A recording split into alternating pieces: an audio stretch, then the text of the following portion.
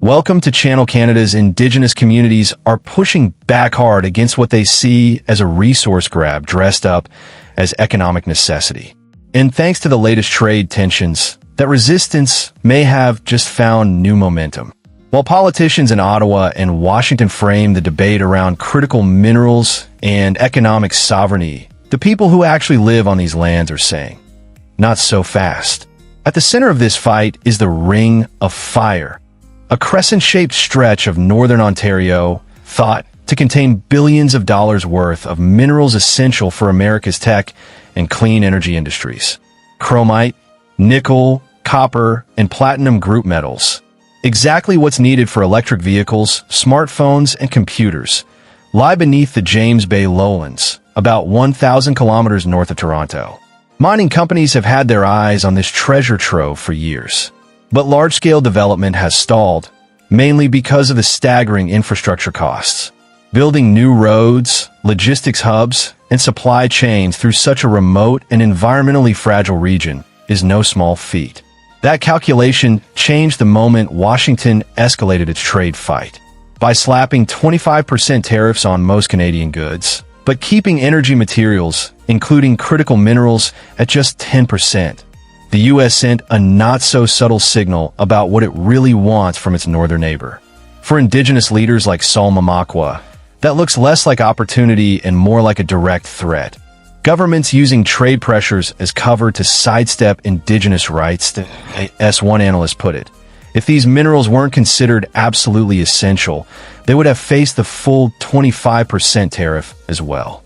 The fact that Washington carved out a lower 10% rate shows just how critical and how desperate the demand for them has become. Prime Minister Mark Carney has put development of the Ring of Fire at the center of his government strategy, calling it vital to turning Canada into an energy superpower less dependent on U.S. trade.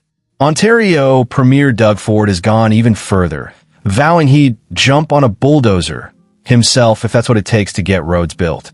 Both leaders frame the push as a defense of Canadian sovereignty against outside pressure. The Ring of Fire in Northern Ontario has become the latest flashpoint in Canada's trade and resource battles. For politicians in Ottawa and Washington, the mineral-rich crescent is framed as a matter of economic security. For Indigenous communities, it's something very different, a struggle over rights, land, and the future of their homelands. Prime Minister Mark Carney has made developing the Ring of Fire a strategic priority, portraying it as the path to turning Canada into an energy superpower less dependent on American trade. Ontario Premier Doug Ford has been even blunter, promising he'd personally hop on a bulldozer to get roads built. Both argue they're defending Canadian sovereignty. But Indigenous leaders aren't swayed by this sudden urgency.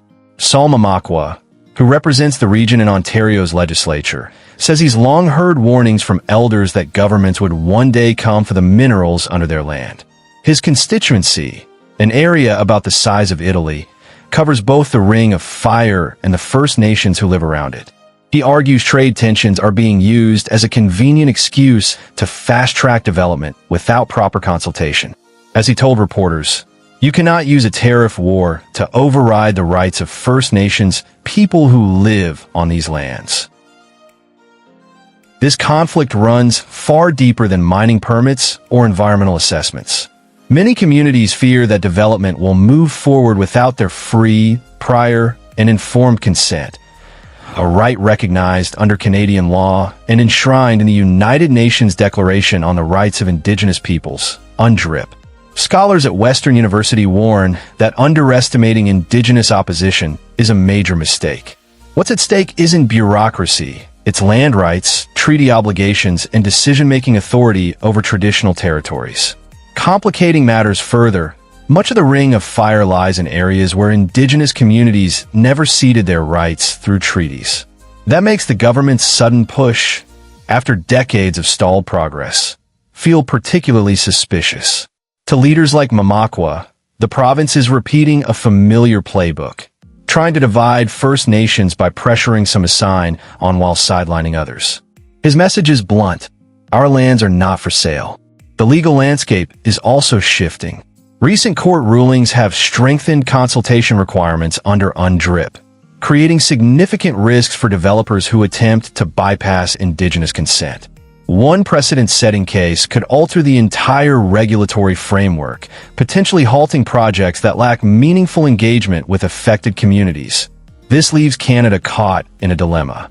On one side, the Ring of Fire is touted as a game-changer for economic independence, with the potential to supply critical minerals for decades.